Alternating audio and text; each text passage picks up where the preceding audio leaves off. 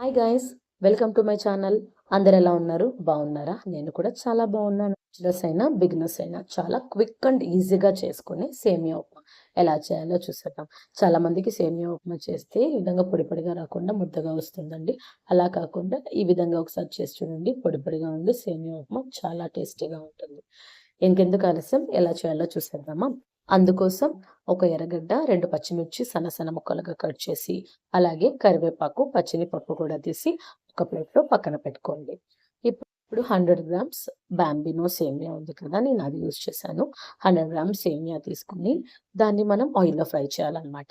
Stove on చేసి బాండలి పెట్టి అందులో ఒక 3 స్పూన్స్ ఆయిల్ వేడి చేసి, ఆయిల్ వేడెక్కిన తర్వాత మన సేమియా ఉంది కదండీ! సేమియా వేసి సిమ్‌లో పెట్టేసి బాగా మిక్స్ చేయండి. బాగా సేమియా అనేది రోస్ట్ అయితే మాకి టేస్ట్ ఉంటుందనమాట.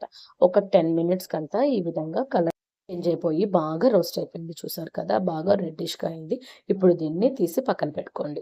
ఇప్పుడు స్టవ్ ఆన్ చేసి బాండలి పెట్టి అందులో కొంచెం ఆయిల్ వేసి, ఆయిల్ వేడెక్కిన తర్వాత ఆవాలు వేసి, ఆవాలు చిటపటలాడిన తర్వాత ఫస్ట్ మనం కట్ చేసుకున్నాం కదండీ! ఎర్రగడ్డ వేసి, అందులోనే మనం కట్ చేసుకున్నటువంటి పచ్చిమిర్చి కూడా వేసి, తర్వాత కరివేపాకు కూడా వేసి మొత్తాన్ని ఒకసారి బాగా వేయించండి.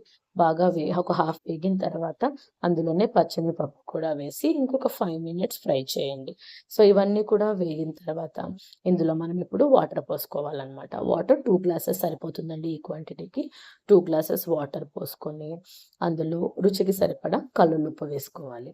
రుచికి సరిపడా కల్లులుప్పు వేసుకొని బాగా ఎసురు కాగనివ్వండి. చూసారా, ఒక 5 మినిట్స్‌కంతా ఎసురు ఈ విధంగా కాగుతూ ఉంటుంది. ఇప్పుడు అందులో మనం వేయించుకున్నాం కదండీ సేమియా, దాన్నంతా అందులో వేసేసి ఒకసారి బాగా మిక్స్ చేసేసి స్టవ్‌ని ఇప్పుడు మీడియం ఫ్లేమ్‌లో పెట్టేసేయండి. ఒక 5 మినిట్స్ తర్వాత మిక్స్ చేస్తూ ఉన్నానంటే చూసారా, సేమియా కుక్ అవుతుంది అండ్ వాటర్ కూడా డ్రై అయిపోతుంది.